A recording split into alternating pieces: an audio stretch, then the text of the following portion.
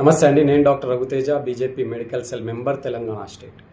ఈరోజు నేను BJP member లాగా మాట్లాడట్లేదు. నేను కండువా కూడా కప్పుకోలేదు.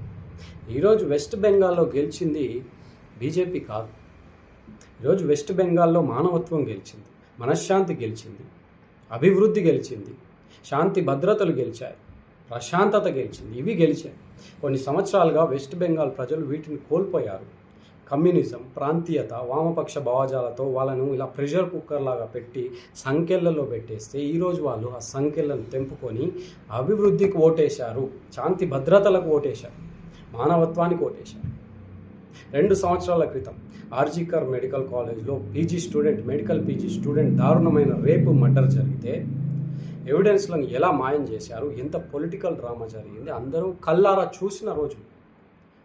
సో కంటిన్యూస్ రోహింగ్యాల వలసలు, వాళ్ళని ఓటు బ్యాంక్ లాగా యూజ్ చేసుకోవడం, ఇవన్నీ కూడా ప్రజలు గమనించి ఈరోజు ఆ తీర్పునిచ్చారు. వాళ్ళు తీర్పునిచ్చింది బీజేపీకి కాదు, వాళ్ళు తీర్పునిచ్చింది వీటికి. మమ్మల్ని నిద్రపోనివ్వండి, మాకు ప్రశాంతత కావాలి, మాకు ఈ ఏడుపులు వద్దు, మాకు శాంతి భద్రతలు, అభివృద్ధి కావాలి అనే తీర్పు అది.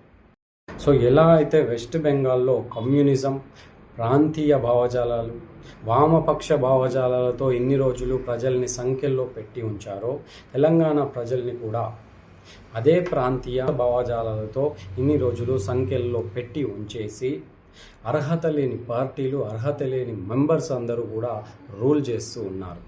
మన దేశ ప్రధాని వీటిని అడ్రస్ చేయడానికి ఏం చెప్పబోతున్నారు?